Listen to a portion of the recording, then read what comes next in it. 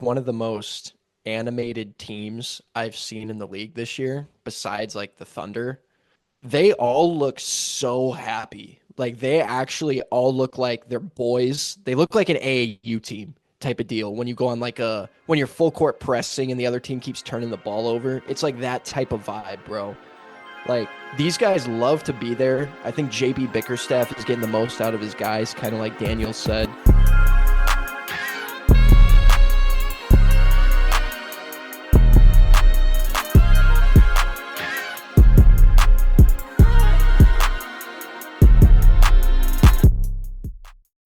GMLB family, welcome back to another episode of Good Morning Let's Basketball. And today we're fighting demons. I DM'd a former peer who was a girl, and she rejected my follow request and followed it up with, "Why would you even try to follow me?" So today we are fighting demons. Don't know why that happened. Was not ready for that.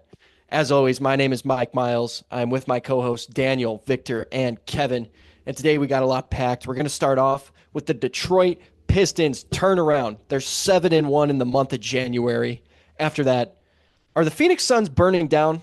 Is the sun too hot? Is it done? Are they cooked? We're going to talk about that, of course, touch on Jimmy Butler and Bradley Beal's no trade clause. And after that, we're going to bring our interactive segments that you guys see in Reels. We're bringing them to the pod, and we're going to try them on the pod. As always, feel free to play along at home. But before we get into that, fellas, I have another update on our hypothesis of Dorian Finney-Smith. For anyone who missed the last couple episodes, we've been tracking Dorian Finney-Smith's shooting because we made the hypothesis that all shooters that go to the Lakers end up absolutely falling off a cliff once they get there. But fellas, after we were golden last week, I believe it was 36 or 33% he dropped to, he's back up. He's currently at 43.1% after last night. So, fellas, so far we have a 50-50 balance of whether or not our hypothesis is right. Small sample size, I believe in it, though. But, fellas, before we get into that, I've been yapping my ass off. How are we feeling tonight? Are the vibes high? Because they are not for me, but I'm fighting through it. Yeah, man, the Vibes. NBA's been cooking. These matchups recently have been on fire, bro. I don't know if the NBA planned this or what, but all the games have been great. It's because Kawhi's back. Who else just Ev- came back? Everything's better when... Oh, Zion. Paulo, Paulo. Zion. Yeah. Zion, that's what I was thinking of. The big three's back, so that's why the NBA's better than usual. I can't remember who said it, but someone said the ratings will go up when the claw comes back. And they're right. Did you just call Paulo, Zion, and Kawhi the big three? Is that what you were referring to? Yes. I messed with that. Daniel, how are we feeling tonight? I'm feeling good. Seems like Russell Westbrook is back in everyone's ear, or back in the ears of everyone.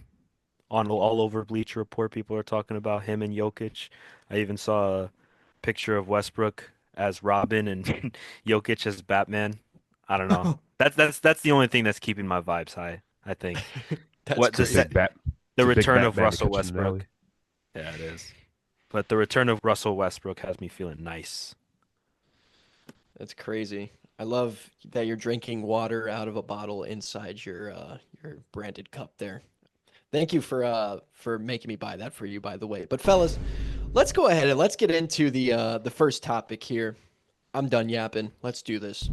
GMLB family, it's time to put some respect on the Detroit Pistons. After losing an NBA record 28 games last season and finishing the season with an abysmal 14-68 record, the Detroit Pistons not only retooled their roster, but also their front office and coaching staff. After hiring Trajan Langdon as the new GM, poaching JB Bickerstaff from the Cavs, and adding players that are consistent shooters such as Tobias Harris, Tim Hardaway Jr., and Malik Beasley, Cade Cunningham is becoming one of the best players in the NBA this season. Kevin, we'll start the panel with you today. Is it true that all Detroit needed was a change of staff? Tobias Harris. That was That's the change. it. That's it. I'm setting the tone for today. I'm keeping it short and sweet. But no. I think the coaching change definitely did help. I mean, I hate to say it, I did kind of hate Detroit for getting rid of Monty, but Mr. Bickerstaff is able to do something that he wasn't able to do. So I think the change was a little bit necessary. I remember seeing a lot of people saying that Monty Williams' coaching style was a little outdated. Don't know if I necessarily agree because he was in the finals like what 4 years ago Mhm. against Milwaukee, but then again, different team, different scenario. On Detroit, he didn't have D Book, Chris Paul, and whoever else. But one thing I wanted to mention right off the bat about this Pistons team is that the additions of Beasley, Harris, even surprised I'm saying that, Tim Hardaway and Ron Holland have just been so great for them. I like how Detroit didn't try to add veterans that would take away from Cade because there was rumors that they were going to try to trade for Zach LaVine. I wasn't a fan of that for a number of reasons. Number one, Bulls fan. Number two, I just didn't really think the fit would work, especially with.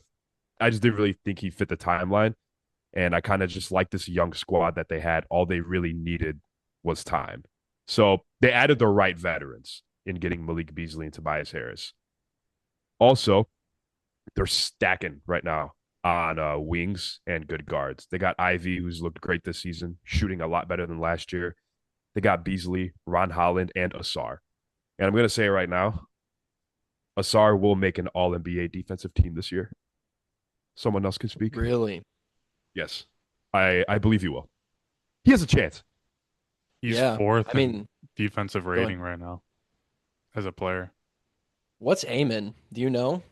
Not off the top of my head. When I was looking up like Pistons research and stuff, I came across that. Wow. Because all I feel like all anyone ever talks about is Amen Thompson, probably because of the Rockets' success. But I mean, I assume they're similar. They're like twins, right? Is Yeah. that a bad See, hypothesis? I assume last they're year, similar. last year was the opposite. Like no one was talking about Amen. He wasn't playing a whole lot. Like last year, everyone was on Asar. Also, he was also getting like 10 rebounds a game last year, damn near, getting like 8 every time I would check. So he's playing his role in Detroit super, super well. He was such a good draft pick. And yeah, I see a lot of all NBA defensive teams in the young man's future. As far as the front office change, I thought it would be fun to get across a couple Troy Weaver mistakes. Troy Weaver, formerly making the decisions for the Detroit Pistons before he was fired and replaced with Trajan Langdon. So let's go through. I got 5 for you guys. The first one, drafting Killian Hayes, number 7, currently out of the league. Arguably one of the worst decisions ever made by a GM. One of the do I dare say he's one of like the worst actual minutes players ever in the NBA? Was it that bad? Was the experiment that bad? I think I remember at one point, Darius Garland in his rookie year was statistically the worst player in the league that year. And then he improved. Then Keontae George was his like rookie year, and then he massively improved. And then Killian Hayes just didn't follow the theory. I said all I think about when I hear Killian Hayes is turnaround mid-range shot from that one TikTok, just Mm, clowning him. yeah, the fadeaway mid-range shots. Yeah, Number 2, trading Sadiq Bey for James Wiseman. Pretty bad move, considering Sadiq Bey was absolutely balling for them a couple Yeah, years it's back. unfortunate. Wiseman was just supposed to be so good though. So at that time, I was like, okay, there's something here. At the time, I think they had Bagley and like 4 other centers, but who cares? This one is crazy. I did not remember this one until I looked at it again. Trading Bruce Brown, Luke Kennard plus 4 second-round picks for the number 19 pick in the draft. I assume it was no one good. I'll Victor, if find you it. want to fact check that, Yeah. I didn't actually look, but just that package in itself. Number 4, signing Marvin Bagley, then trading him for nothing. That was a good one. Bold move to even sign Marvin It Bagley. it was JT Thor. Sick. That's even better. That's even better. I'm glad I didn't bring that. I'm glad you looked that up and revealed that to I'm me pretty because sure it's JT Thor. in the moment, that's so much worse. And then the final one, this is just a more general recent before he was out of office, was failing to build any type of team chemistry. Trading away Alec Burks, trading away Bogdanovich last year, continuously playing Stu and Duran together, who have absolutely no synergy. That was the last one there. But Daniel, you've been quite quiet so far. What do you think about Detroit right now? You think it's legit? Yeah, I can't help but think that this Detroit Pistons team has really turned things around. And they weren't really at all fun to watch last year, as everyone knows, but they were a special kind of terrible. I mean, I remember like the Jimmy High Roller video where he said that they weren't just the worst team in NBA history, that they were the worst like sports team ever across everything. And he had the stats and stuff to support it. And when you look at like the percentages and just kind of obviously the personnel is different. The lineup is different from it was that than it was last year. But when you look at like the percentages and how efficient they are on offense and defense, it's hard to not say that they really did need a staff change. Like there hasn't been statistically that much improvement for them, so you kind of have to boil it down to a few things, and I think it comes down to personnel and also coaching. So, One Yeah. thing Yeah. that I remember last year that Monty Williams did that didn't make sense was he brought Jaden Ivey off the bench. And now Jaden Ivey, I hope he has a speedy recovery because that sucks, man. He was killing for the Pistons this year. He's having a career year, has a very quick first step, one of the quickest in the NBA. And I'd love to see the future of the Pistons with him, Cade, Duran, Asar. I think this team has a special future coming in the next like 2 to 3 years. They're gonna be fun to watch, and Cade's gonna be an all-star type of player, all NBA type of player. The sky's the limit for him. I don't know if Yeah. you guys watched that Knicks game last night, but bouncing off what you said, Vic, this is like one of the most animated teams I've seen in the league this year, besides like the Thunder. Bro, they just like they all look so happy. Like they actually all look like they're boys. They look like an AAU team type of deal. When you go on like when you're full court pressing and the other team keeps turning the ball over, it's like that type of vibe, bro. Like these guys love to be there. I think JB Bickerstaff is getting the most out of his guys, kind of like Daniel said. And like JB Bickerstaff like fights for his guys, bro. And I think the team really respects him for that. So I just remember like Stu last night, for example, against the Knicks. They're like absolutely stomping the Knicks in the first quarter. Stu gets an and one. He's like pointing guns at the bench, and they're like pointing guns back at him. They're all like yelling. Bunch of young guys. Like it's just complete opposite of like the absolute tragedy that was last year's team. Last year's team, it wasn't only about watching them lose and their record, but it was also about like, dude, these guys looked miserable.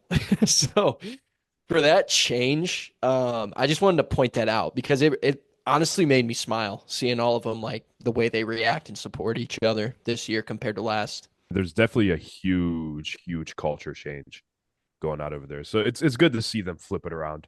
Saw the Detroit Lions flip it around after being horrible for their whole franchise's history. So Detroit's coming up, man. And I have another statement to make.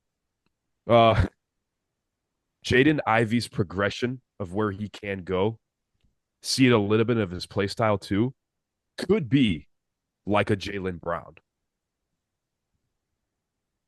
Think about it. Interesting. I can see Interesting. it, Loki. Because I said the other day, a couple weeks ago, Jalen Johnson could morph into like a Jason Tatum. So I had to find the Jaylen Brown, the new up and coming Jaylen Brown comparison. And I feel like I see it a little bit in Ivy. I don't know what it is, but it's an itch. It's a weird itch. Is One it I because can't they quite kind reach. of is it because they kind of look the same by any chance? Like just I face think they look structure the same. wise, Oh, like face structure structure, wise? like just structure wise. No, We'll I get think back to Brown that. is definitely a little bit more cut and built than Jaden Ivy is. But Ivy's like what, 23? Yeah. Still a young guy. He's got Mhm. the time. Yeah, I was gonna say one stat that stood out to me that like just really shows how different they are from last year is They're fourth in the NBA in games that come down to crunch time. So this is a team that's constantly battling in those like last end of the game minutes that may or may not go into overtime. Those very close games. So they also have the second best record in those games though. They're 13-9 in those games. So they're winning those crunch time battles.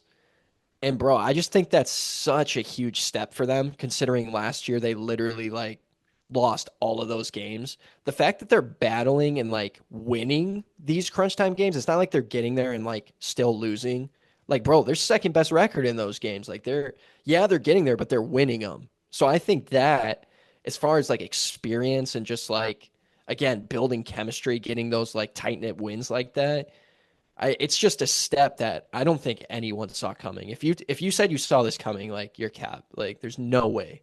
I saw it They're two coming. That's games above definitely 500. Oh, shut up. Go ahead. that's definitely what separates like the good and great teams too. And even with like young teams that we see succeeding. We talked about it with OKC last year. Like, can this team like close out games when it matters early in the season and in the playoffs too? That's what makes like a good team, like an actual great team and a contender. So it's really good to see surprising like, and it's just even more surprising, kind of just piggybacking off what you said, how bad they were last year and just how young this team is in general. So all the lights are looking green here. Mm. But you know what the greenest light is? It's the fact that there's no argument for Cade being an all-star. But is Cade an all-NBA player? Daniel, is Cade Cunningham an all-NBA player? What do you think? I'd say yeah. And I don't think is there like a debate here for it? I would say there's definitely a debate. I don't. I would say I'm on your side, but there's definitely a debate. I wouldn't say he's no debate, but Okay, fair enough. he has No, he I is mean he has his case. His he's case is very, very, very he's there. he's what I would consider the cornerstone of a actual good team and possibly even a contender this year. Not for finals maybe, but a lot better than last year. I mean, they're like our metric for success for them is I think kind of low, but if they go from 14-68 to making the playoffs and getting out of that first round, that's impressive. That to me like and a lot of credit does go to Cade, I think. So I would vote yes. I don't think he's all NBA just yet. I want to see a little bit more from him, and he's having a fantastic year. I think the all NBA teams have have been like relatively like similar throughout the last couple years, and it's been hard to shake those up.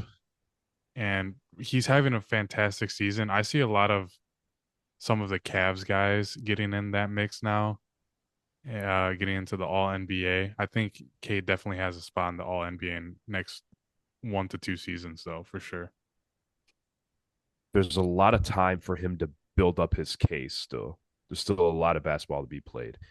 I think if he continues on this tear that he's on and the Pistons make the playoffs, and not as a play-in team, like as a playoff top six team, I think he could definitely legitimately crack that third all NBA third team. I mean, we know this. He's third in the NBA in assists per game this season, behind Jokic and Trae Young. He's averaging 9.5 assists. And I don't know, man. I did not see that coming. Almost 10 assists per game he's getting. Mainly because, obviously, like we've talked about, he's gotten his shooters. Malik Beasley, 40%. Tim Hardaway, 39. Tobias Harris, 35. But historically, he's been a threat. Malik Beasley, second in the NBA in three-pointers made at 145 this year behind Anthony Edwards. Let's dive into Cade's case for all NBA. Ninth in the league in usage among players who played 15-plus games. Fourth in touches per game. Shooting the highest three-point percentage of his career, 38% this year. He's got a good case, man. I mean, that whole Pistons team is the fourth in touches, ninth in the league in usage.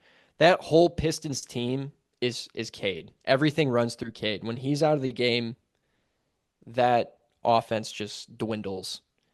in place. So you take Cade off that team is not winning 5 games. Like I think that's his case to me, besides the passing. What's really interesting about Cade is his size being at 6'6" and how good he is at working in the post for a guard. He has one of like the most usage in the post as not either a forward or a center, and he's making his shots really well from that little jump hook that he does. He's also really good at the pick and roll too, with him and Dorian. And his playmaking, like we talked about, he's always finding Dorian on the lobs or getting open looks for him if he's drawing both defenders at him and then just kicking it to Dorian down low. I mean he's been killing it, man. I'm really excited to see what can be run through him. Let's talk about Cade's weaknesses. 37th in the league in free throws. Doesn't really get to the line. Second in the league in turnovers, 4.4 a game. He also can't finish around the basket. Is this something that's going to deter him? Is it enough to deter him from All-NBA? Something like that? The turnovers especially? I mean, he No, was finishing pretty well at the basket last night. It didn't really look Last like he night, was yes. didn't really look like he was missing like that whenever he got to the cup. But the turnovers, I think, could deter a little bit. I hate to hold that against him just because he's such a young player, finally on a decent, respectable team. So I think there's still kind of some figuring out to do with his playmaking abilities because we know he can do it, but need to drop the turnovers a little bit. I would say just the turnovers could probably hinder him a little bit. I know the turnovers has been a thing of like Cade's weaknesses in his game talked about by everybody. But like Kevin said, I don't think it's that much of a problem, and it's not like he's doing sloppy passes or anything like that. I think it's just experience in the league and him being so young. He'll eradicate those turnovers in the near future as he gets more experience and stuff. And same with that, going driving in the rim, and because right now I I have noticed that where he does like struggle with finishing around the rim sometimes. And I think that just comes with like more experience and figuring out how to finish over taller and bigger guys. I was going to say, I think it's because he's just not that athletic. Oh yeah, that's a good one too. I don't think I mean, um, he never went to the draft combine because he was like the consensus #1 pick. So we never actually got like a vertical measurement or anything like that. Not that I'd be the guy to go dive into numbers and tell you. Actually, low key on this podcast, I would be the guy to go dive into those numbers and tell you. But I mean, just watching him, he's like not that quick, but he's methodical. He's got a good change of pace. He's got some people call his handle loose. I think his handle is relatively tight. Like I like him handling the ball. I think those turnovers though are coming from just like purely his usage standpoint. Oh I yeah. mean, he's the whole Pistons team pretty much. So besides the shooters, um, you hate to see that he's second because I do think like just it will deter people from wanting him on an All NBA team and kind of pushing his case. But either way, what a step. I wish he got to the free throw line more though. He's at 25 points a game right now. Like you get to the line one more time a game, you're at 27 points per game. Like, and that's the difference. Like, what's Anthony Edwards averaging right now points wise? I'm actually gonna look that up. I don't know I why, think but I like to compare Ant and Cade. he's around like 24 or 25 if I had to guess off the top of my head. So he's at 26. Okay. So if Cade gets to the line more, that's like 27, 28 points per game. Like that's the difference, bro. That's the Mhm. difference right there. But then So again, that comes like with experience because I know Shea in an interview recently was talking about his ability to draw or his people calling him a free throw merchant, and he was saying that took time for him to be in the league to be able to recognize those defenders coming and having that ability to be able to draw those fouls and just having those drive attempts per game. So it just comes with the experience, like he said. yeah. But fellas, finally, do we think the Pistons make a move before the deadline? I got a couple problems here. They're seventh worst in the league in turnovers. Obviously, we just talked about Cade's turnovers. They're also 26th in free throw attempts per game. Those are two pretty big weaknesses, I would say. They're kind of mid of the pack in offensive rating, 16th. Defensive rating, they're 17th. They're kind of just middle of the pack there. So, do you guys think that it's worth making a deadline move to kind of shake up this team just a little bit, potentially for the better? Especially now that Ivy's injured. I think I'd hate for them to make a decision like that for short-term success because I'm not quite sure. Like what everything you just said, other than offensive rating, I'm not sure if a new face is going to be the best solution to that. I more so think like player development is going to fix a lot of those issues because these guys are still extremely young and very, very talented. The backcourt alone this year took such a leap, and they're all pretty solid defenders. So a lot of that could just come with time. So I don't really want them to make a move. I don't really think they will. Like trading for Zach LaVine. Again, I brought it up a couple times because I always see his name float around with the Detroit Pistons. I would just really like them to hone in on player development, like we've seen a lot of these other kind of like younger teams do, and even like the Boston Celtics in like a lot of scenarios. Although they do have a good number of new faces there, newer faces, a lot of these guys also developed a lot under that system. So I feel like if they can find a way to incorporate that and just get some really solid player development in there, it could be a very, very scary team here we see in Detroit in a couple years. So I say avoid the All-Stars. If you're going to sign someone to shake it up a little bit, do what OKC did and chase somebody like Hartenstein. He's not going to take away too much. He's just going to sway the game in a really good way, impact the game to win. Mm-hmm. Yeah, Daniel, what do you think? I hate to like agree verbatim with Kevin, but that is basically what I was gonna say, which is that this team, I think, from what I've gathered on like Pistons fan community post, they're not looking to get anyone right now. They understand the situation, and like Kevin said, they shouldn't been in they shouldn't be in any immediate need to get someone that's gonna like win now because there is potential for other opportunities in the future that could actually make them better off. If they are going to do something, it has to be something small and something just to kind of keep the momentum of what they're doing this season afloat and keep it going. Obviously, with Ivy going down, you would assume that in the next coming weeks and months, you'll start to see a little bit of a downtick from them, but it could be beneficial for them to go out and get someone that could help alleviate that a little bit, even if they're not there next season. Um, but, you know, I know a lot of Detroit fans right now are talking about holding still and holding steady right now and not trading anyone or not, sorry, not trading anyone, but not picking up anyone at the deadline or anything like that in hopes that the situation in Phoenix goes poorly so they can get their home state hero, Devin Booker. Yeah. So I don't think that the Pistons should make a move just to make a move. I agree with you guys, a lot of your guys' points. Uh, I was reading one thing and saying it said that the Pistons have a lot of salary and that if they don't make a move, they can potentially sign someone in the offseason. And I think that would be Yeah. a lot smarter of a move than to trade for someone right now for the short term for the playoffs because realistically they're not going that far. And who knows who they're gonna get with the trade market right now. I know some of the trade rumors I've seen is Zach LaVine, Brandon Ingram, CJ McCollum. So And basically every star on the market right now. yeah, Those are all terrible pickups too. for sure. Yeah. And I agree with you guys, like building with the team that they have, staying young. You do not want to try to get some of these stars just for short term success.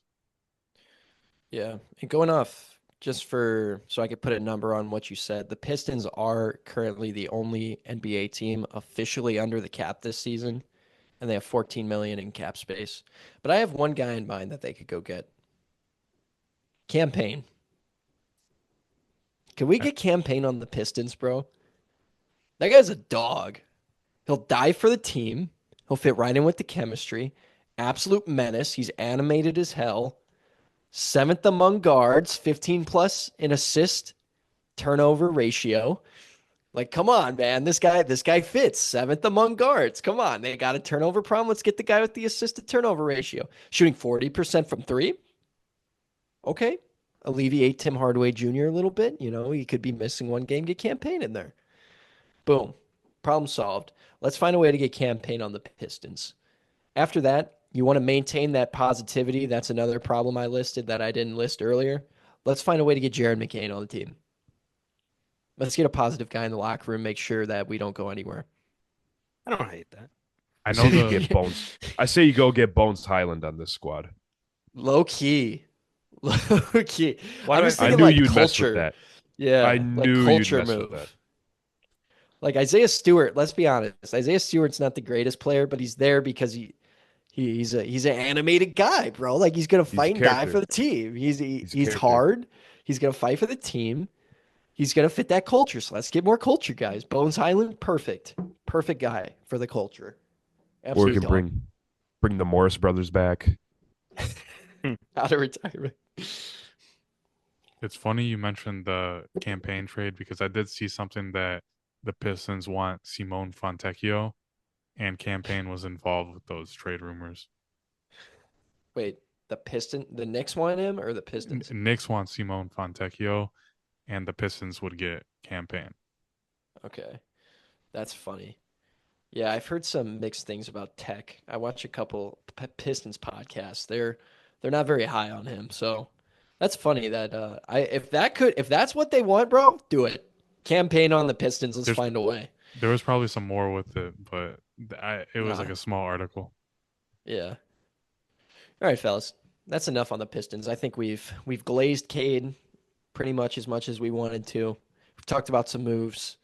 Talked about the culture shift. Let's move into something that's going actually the complete opposite way of Detroit's franchise right now, and that's Phoenix's franchise.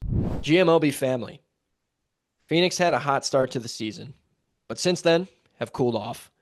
It appeared in the beginning they figured things out, and KD even looked like a legit MVP candidate at 36 years old.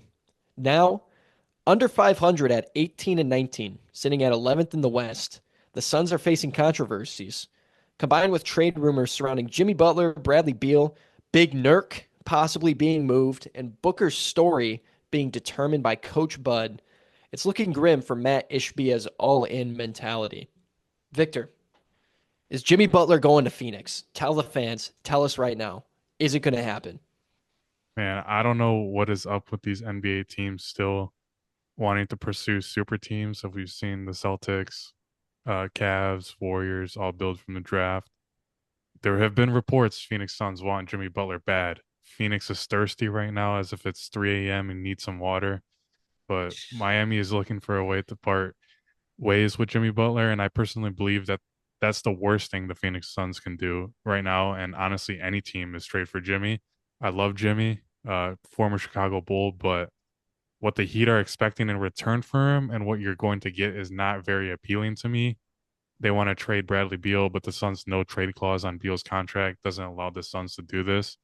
Now, Bradley Beal is coming off the bench now, and since that happened, the Suns are 4-1. But only time will tell how much longer that can last for. Like it's like being on a cold streak and hitting up a 3 out of 10. It's like me before the pod am I- started, and then what am I getting looking rejected. what am I looking for? What's the phrase I'm looking for? I thought too hard about that, and now I need to think of the reason. So it won't even look good. It's just something to do. Trading for Jimmy Butler. Something to do, something to keep busy, and we forget about it the next day. But yeah, I saw a report today actually that Jimmy Butler had a face-to-face meeting with Pat Riley and told him, "I will not re-sign." That's crazy. So he said, I would like a trade. I most likely won't re-sign." So we could see Pat Riley probably pull the trigger on something. I don't know if it'd be to Phoenix. I don't really think anybody cares if they go to Phoenix. I'm saying anybody would care as if Phoenix is like America's team in any way, shape, or form. They're not. But like, it's just whatever at this point. Like they front loaded with Beal, KD, and D Book. Didn't work for a number of reasons. Like adding Jimmy Butler. If you're gonna add a star, it shouldn't be Jimmy Butler. It's just there's just absolutely zero fit. Yeah, to me, the only thing that could make this team more predestined to fail would be to add Kyrie Irving. I'm sorry. But I think you get what I mean by that, Miles. Like Facts. Facts. putting Jimmy Butler, Kevin Durant on the same team, how could that possibly end up good for anyone? I mean, obviously they're going to ball out, and maybe I'm completely wrong. Maybe they would have a very successful time together, but you have to imagine that it would get blown up almost immediately after the first conflict, of anything. It could be anything that sets them off, but that's just my opinion on it. I will pitch this in. Currently, the odds, DraftKings odds, plus 175 for Phoenix to get Jimmy Butler. It's not that bad. Could put some money on that. That's a bettable line. Dude, What's the second highest destination? Don't ask me. I didn't write it down. Didn't go that far. Shit. it makes me mad seeing those because I don't believe those odds are real.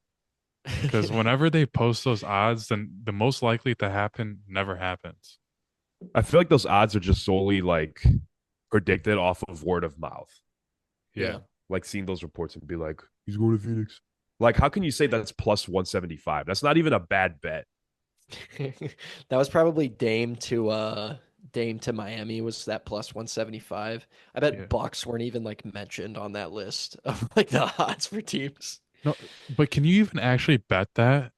Is that an actual bet you can put on DraftKings? Because I always see those posts, and I don't even think that's something you can log into DraftKings and place. There's no way. I'm not a betting man, so I'm the wrong guy Dude. to ask. Is your argument, Victor, that there's not an obscure betting going on, basically, like No, that?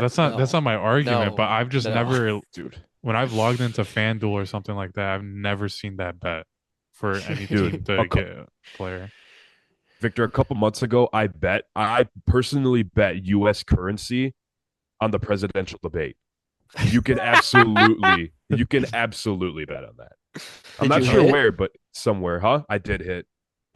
I would have. You want to know what the bet was? You were probably What? negative 200. No, kinda. I bet like $100 Trump would say the word inflation during the debate, and he did. That's awesome. That I one won was 50. probably I won Yeah. like $50. Damn. That's crazy. So let's dive a little deeper into this. I'm going to swing back to Phoenix here after that off-topic betting talk we had there. The potential package, right? So Bradley Beal's contract. To get Jimmy to Phoenix, it's going to require a third team to intervene and absorb Beal's contract. So, as always, I went and tracked down some potential trades. Here's the first one, and the only one that I saw feasible, so it's the only one I wrote down. We got the Suns get Jimmy Butler, Rashawn Holmes, Josh Richardson. The Heat get Bradley Beal, Ryan Dunn, 2031 first-round pick swap. The Wizards get Duncan Robinson. Corey Kispert, too. What do we think? Lucky Wizards. Wizards already have Corey Kispert. I know that I said Duncan Robinson. Corey Kispert, too. Oh, the second. okay, gotcha. It's just a second Corey Kispert. Gotcha. I mean, if there's a team that's benefiting the most, if I had to pick one, sure, it'd probably be Phoenix. Not by much, but I guess because I'm trying to imagine Bradley Beal hooping with Bam and Tyler Hero. I feel like he I don't really plays see much. exactly what Tyler Hero is. Like it's like two of the same guys. Tyler Hero's just way better and more efficient. And younger. Yeah, like I feel like their games are honestly like kind of similar. So A starting lineup with Terry Rozier, Brad Beal, and Tyler Hero. Sounds miserable. Terry Rozier sucks. That's a lot of shots going up, dude. He sucks. Then Kevin Love would retire if that happened. Bro, they started him at center last night, by the way. Just gonna throw that out there. Dude, he This started team is at the going Pacers nowhere. game we went to. Is Beal like I just don't understand this discourse. Like, this is a lose-lose for every team Yeah. involved. Why is this like such a big thing? Why does Jimmy have to cause so many issues, bruh? Oh man. I'll say this before we move on because I know we have some stuff to say, but people close to Beal, so league sources close to Beal have said he, quote, is not okay with a deal to like Detroit or Charlotte or any rebuilding team out there. He's not doing that via Chris Mannix.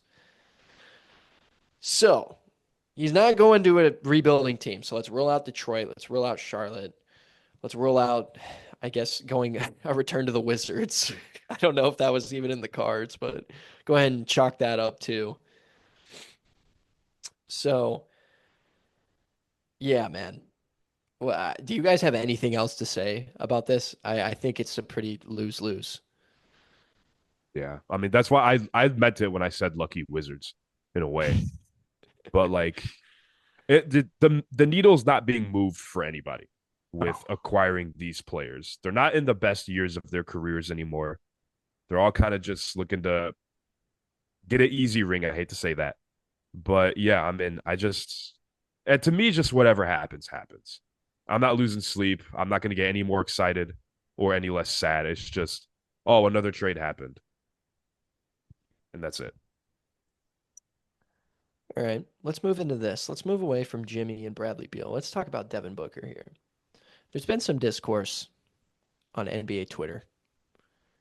Is Mike Budenholzer ruining Devin Booker? I got this from you. Okay, go ahead. Go off then. Get your take off, boy. So this was about a month ago in December. An anonymous NBA executive said that Coach Budenholzer is ruining Devin Booker. He said he's not allowing Devin Booker to play make and get himself in rhythm with his mid-range game. He's having him out there shoot a lot more threes. And at this time, he was shooting league minimum like 35%, or league average, not league minimum. League average 35%. And he believes that is what's ruining kind of Devin Booker's flow right now. And he's not exploiting Devin Booker to his truest and potential to what we've seen Devin Booker be in the past. It's interesting he says that because I even said on a podcast that I felt like Devin Booker was really good when he was able to play his true position, the two guard, with a really good playmaking point guard. And at the time, they went to the 3 years ago, 4 years ago now. Oh my God, it's 2025.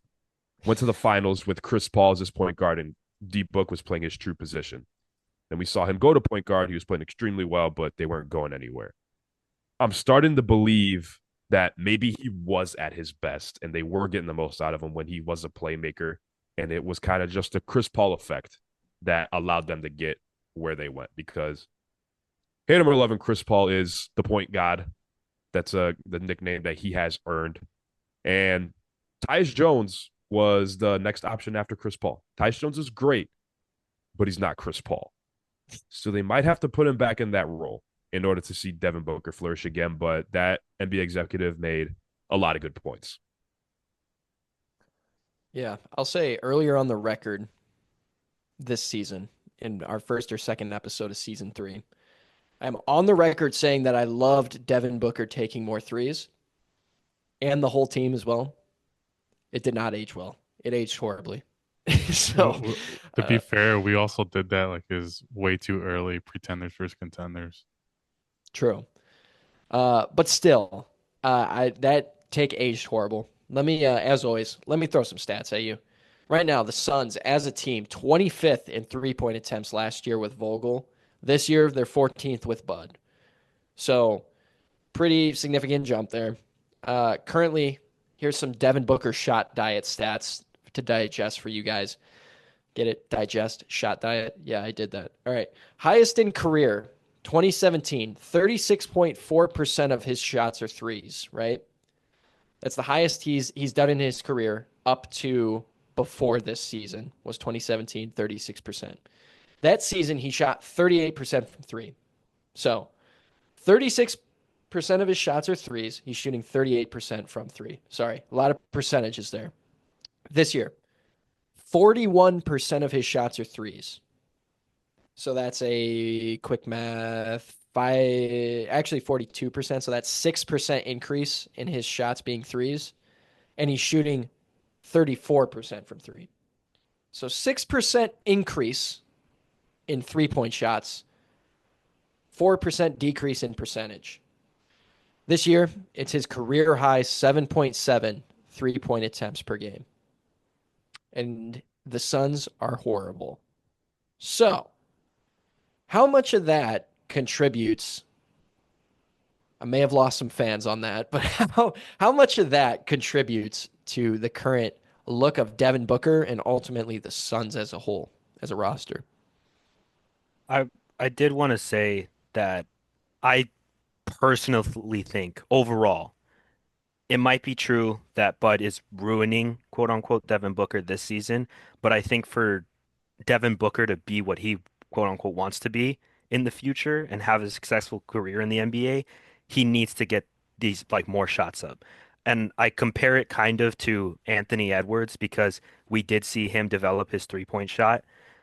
And although the team obviously around him isn't as good right now, you can't help but think that once he does have that team around him, he's just going to be that more lethal because he's not as one-dimensional as he was beforehand. So I think the same thing can be taken with Devin Booker because his time in Phoenix as I don't want to say it's over, but his time in Phoenix as like of what's going on right now, I don't think is going to work out. And I think everyone is kind of coming to the same consensus. So overall, maybe this season, Devin Booker isn't the same player we've seen in the past because he's not in that same role. But ultimately, I think it's just going to be better off for him. I think like in the future, he's just going to get better, honestly.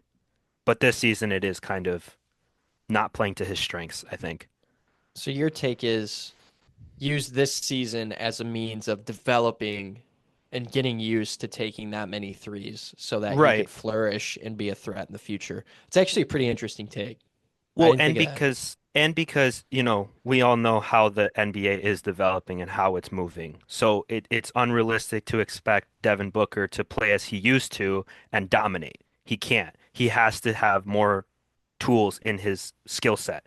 And, the threes obviously I don't, and you know what? Honestly, having a 6% increase in percentage and a 4% decrease in efficiency is bad, but it's not terrible considering the fact that the team isn't playing well.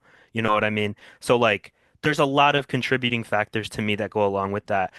I would suspect that Devin Booker getting more shots up is just going to pay dividends for him in the future.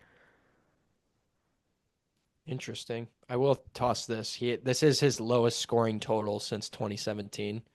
He's currently averaging 24.9 points at the time of this recording. But go ahead, Kevin. I mean, one thing I was going to say is kind of like what Daniel said about the development, comparing D-Book and Ant. D-Book is 5 years older than Ant. D-Book's 28. That window, I don't want to say that window's closing because it's not at all, but it's like we need to pick it up a little bit. Mm. Like I'm starting to believe that we've seen the best of D-Book in Phoenix. I don't know if the team is going to be able to get to where they were 4 years ago at any time in the near future. Definitely not in the near future, just with everything going on, just how they're playing, the coaching, absolute zero depth. Like something's got to be figured out soon because if not, like he could bounce, which I know we're going to get into in a second, but there's a little, I think there needs to be a little sense of urgency here with, he's not the youngest guy in the league like he once was, but, he's still young. He's still technically entering his prime. So there's still like time, obviously, but we need a we need to jump up a little bit, I think. I really like that phrasing because I was kind of scared to say it, but I do think you put it perfectly. We've seen the best of D Book in Phoenix. We haven't seen the best of him yet, I don't think personally. I wanted to get your guys' opinion because I did see that they started 8-1 on the season. So, like obviously over a 10 game stretch, a lot of things can happen.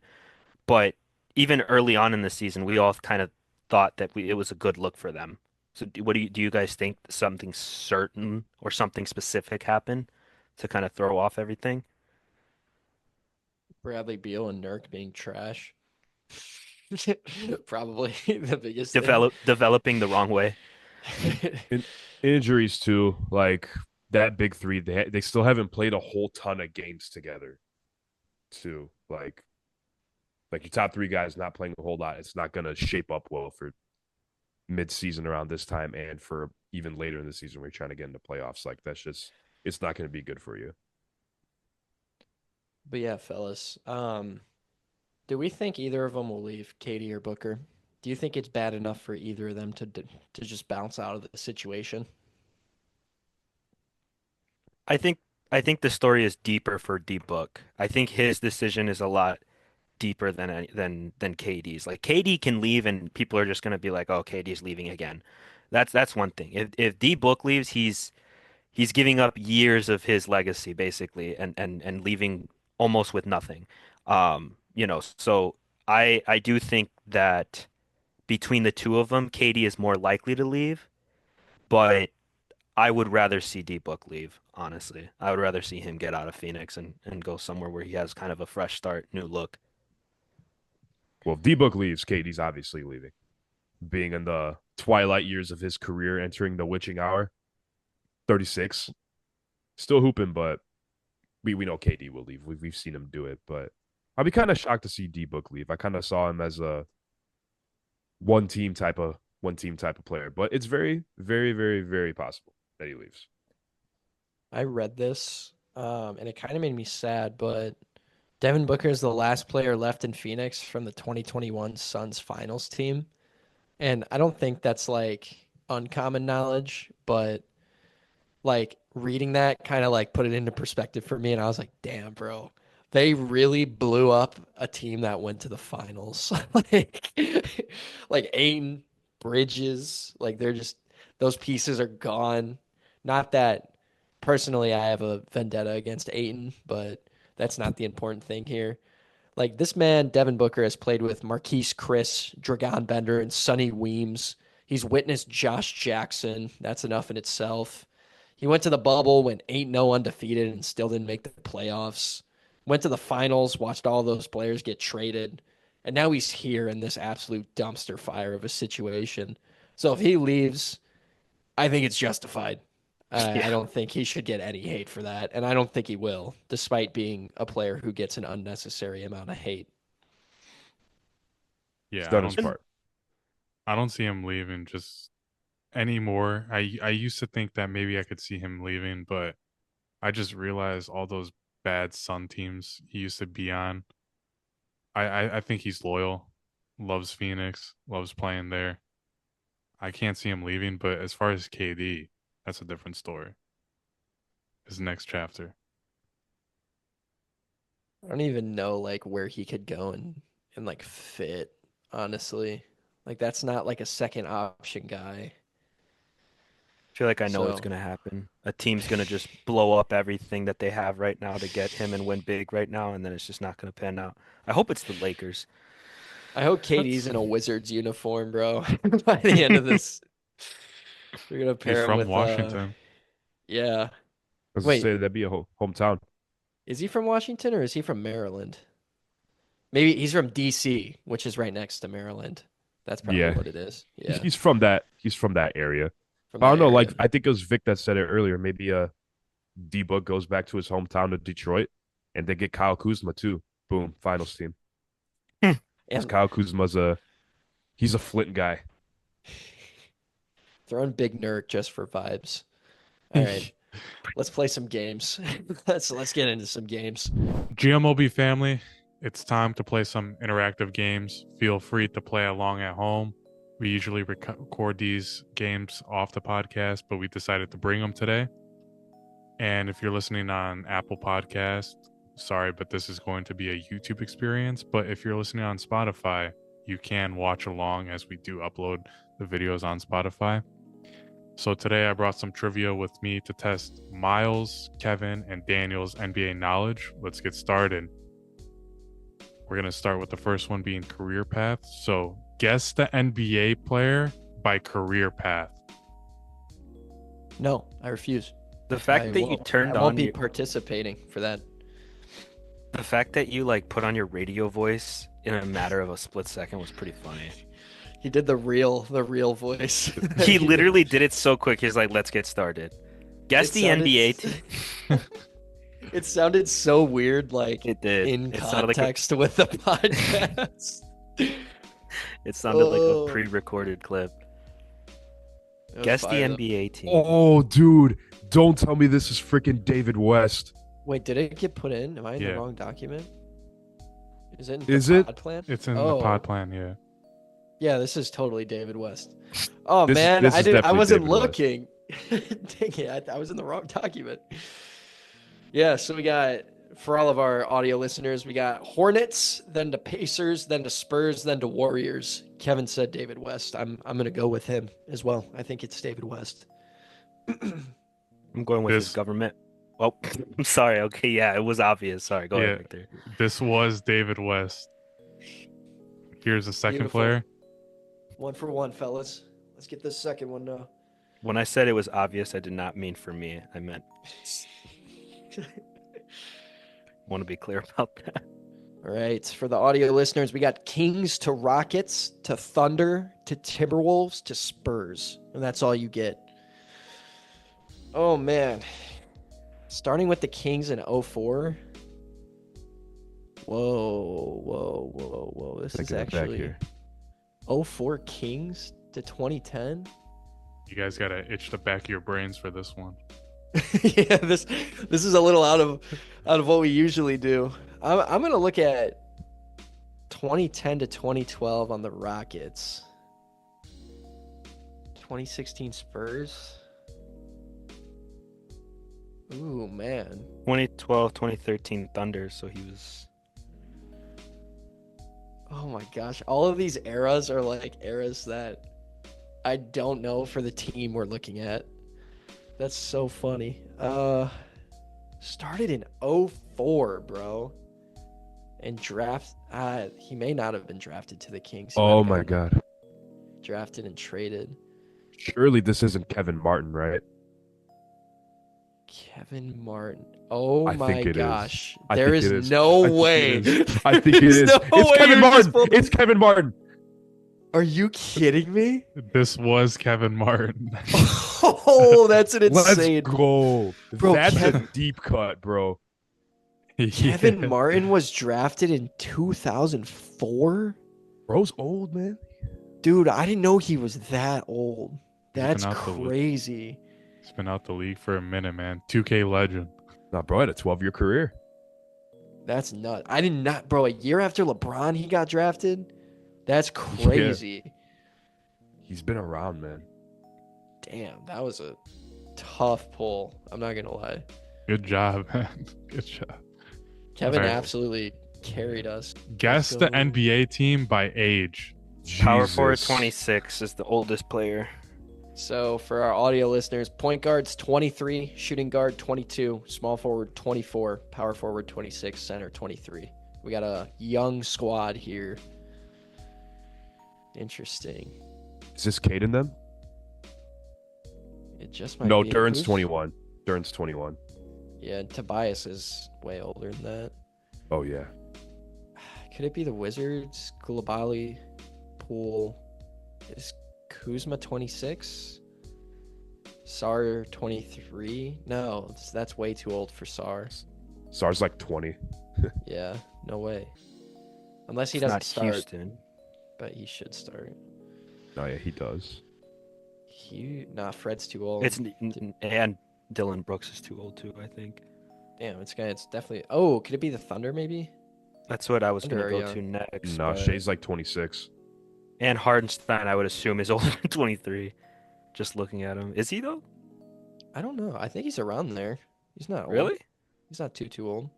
I'd Yeah. say like maybe 25. I could be wrong on that though.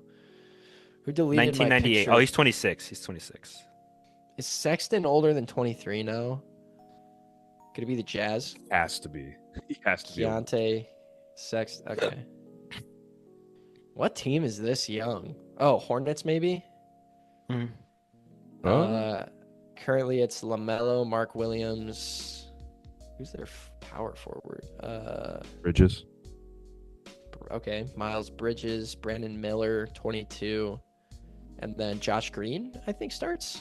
Josh Green, 24. Yeah. Is LaMelo 20? Yeah, LaMelo's a year older than us. I think this is the Hornets. Go ahead and lock that in because I can't. Yeah, go ahead.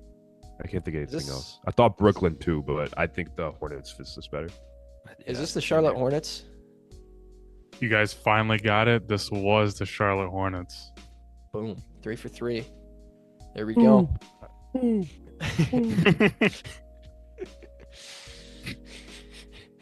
Here's No. the second team. For our audio listeners, we got 30-year-old point guard, 22-year-old shooting guard, 21-year-old small forward, 28-year-old power forward, 22-year-old center. We got a young forward. This is giving me Hawks vibes, but Clint Capella is older than 22, so never mind, actually. My mind jumped to New Orleans first for some reason, but Zion's older than 28 and 21. So, Wait. or he's younger than 28, older than 21. Yeah, I was going to say, hold up. 30-year-old point guard. I feel like this could be the Rockets. Fred, Jalen Green, Amon Thompson is starting right now in place of Jabari Smith, which pushes Brooks to power forward at 28, Sengun center at 22. Maybe? I feel like Vic's reaction is telling me that might be wrong. What? What reaction? That Vic's one right reaction there. told me that might be wrong. I'm telling you, when Vic lies, he has a tell, but I refuse to tell him what it is. Well, he has a few tells, I think. There's like one big one though, and when I always look at him when I name potential teams because I always can tell if it's right or not. I think you were onto something with Houston. I don't know how old Dylan Brooks is now. Is he 28? Yeah, If I was- in the league, he's been in the league for a couple of years, and he wasn't a one and done type guy. I don't think he was at Oregon for some time. If Is I was Sengun 22? Yeah, Sengun's young. Sengun was drafted in the same draft as Jalen Green. Okay, I actually didn't know that, but that's good. Yeah, Amon Thompson 21, Fred 30, Brooks 28. Yeah, let's lock that. Is this the Houston Rockets? This was the Houston Rockets. Guess the NBA team by the season's points per game. It's gonna be cake. I'm not reading this to the audio listeners. Go to YouTube. I'm not reading these. Subscribe. Yeah, go sub. Go sub because I told you, not because the content. Since I just told you to. Okay, center is averaging 26 points. Oof. All right. this should be like obvious. Big Yoke. No. Lakers? Is Aaron Gordon still hurt? I haven't watched a Nuggets game in a minute. I'm assuming he's back now. I think he is hurt. Either way, the power forward isn't scoring that much on that team. Yeah. Embiid is around there this season. If PG plays, I don't think PG's averaging that much, honestly. 24? Yeah, and I feel like Maxey would average more than that. Yeah. Definitely not them either. We just did Let's get- LeBron's averages, and his was what, 22? 23? Was it 23? Ooh, good point. But who's there? Reeves? Yeah, Reeves. Reeves is at the guard. 18. Yeah. Christie at 8.1. Rui at 12. I think Rui's still starting. I don't know if they mixed it up with DFS, but I'm pretty sure it's Rui. I say What, send Bron LA. and AD? Is yeah. is AD averaging 25 right now? Well, he's the best player on the team, Yeah. so I'm going to assume he's averaging more than LeBron. Right. Pretty sure Is he this is. the LA Lakers? This was Lake Show. Was it Rui? It was Reeves, Max Christie, Rui, Bron, and 80. Okay, yeah, we got the right. Here's the second team. Jalen Green. Fairly Sengun. lackluster offense.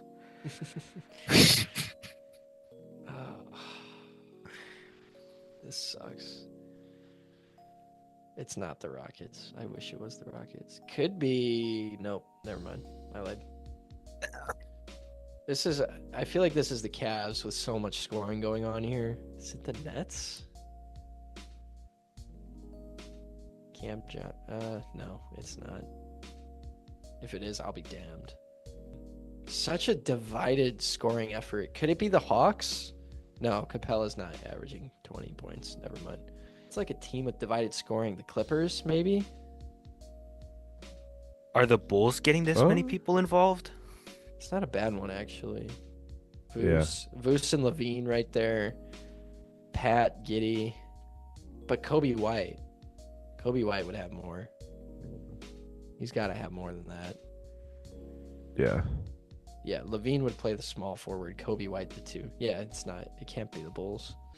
Who's their leading scorer? The shooting guard? Could it be the Blazers, maybe? Simons? Or does Simons play the 1 now? Simons, Kamara, Ayton, Grant. No, Grant would be average more. Okay, never mind. This is an inch. Pacers are a team that evens it out, I think. Halliburton, Mathurin, Siakam. No, yeah. This is weird. Magic? Could it be? Oh, maybe it's the Warriors. No, because Curry's averaging more than 15 points a game. Who did I say? Is he though? Yeah, he should be. Yes. But I remember at one point. Well, I remember is. at one point of the season, he was low, like averaging low. But it's probably not the Warriors. Well, now that Paolo's back, he's averaging it was like almost 29 points a game, just because of the sample size before he got injured. So it can't be them either. Mm-hmm. Dude, who is this? The Pelicans? Maybe? DeJounte at 15. McCollum at 20. 12.4. That'll be Herb or Trey. I think Herb is hurt. So Trey. Yeah, Zion at 13. No, because Eve Missy. That's not 19. Dude, who is it? What is going on here, bro? It's not the Jazz because Markkanen would be a leader.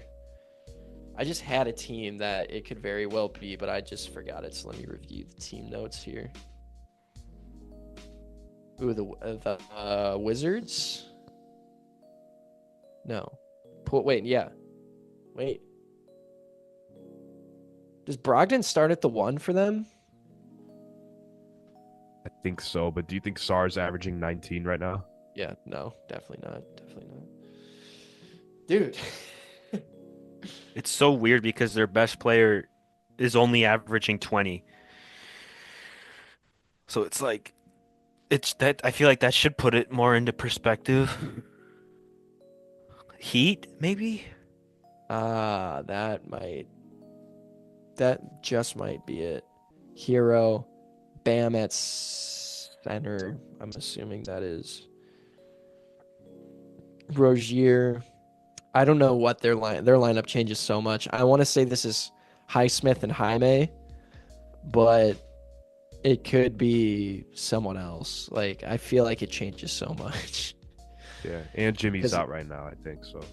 Sometimes it's like Duncan, they'll start. Sometimes they start Love. But if this is Terry, Rozier, Tyler Hero at the 2, the 3 and 4 are Jaime and Highsmith. I don't know which one plays which. I'm assuming Highsmith plays the 4, Jaime at the 3. And then Bam at center. That might just be it. Do we see Rozier outscoring Hero though? No. Rozier would play the 1. Hero would play the 2. He'd be the leading scorer. I feel like Hero averages more than 20 though. Yeah, that's another point. Yeah, he could. 15. Who's like a 15 point per game point guard? That's so weird. DiVincenzo, Ant's averaging more. I just looked that up during the pod. Mavs? The Mavericks without Luka and Kyrie. That could be it.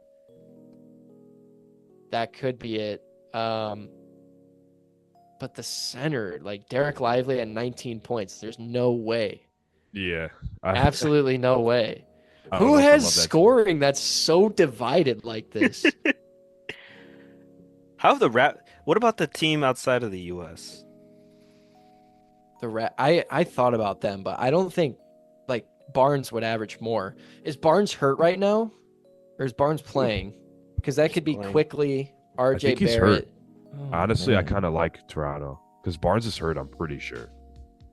Hold on, let me look up his injury status. Toronto's kind of making sense. Well, who are the starters? Because you got Pirtle, you got Quickly, you got Barrett. Whoever Dick. would be starting in Scotty Brady. Barnes' place. No, Barnes is active. He's active right now, so it can't be him. Who was the one we were saying? The Heat? I feel like it's the Heat, bro. Is Tyler Hero? We got to averaging really more? lock in right here because I think this is the last one of the night. This So we is the can either last go one. perfect, or we can have one blemish on our record. You did say Portland earlier. Yeah, but Jeremy Grant, is he only averaging 13 points? Oh yeah, This good year? point. And no way, Aiton's averaging 20.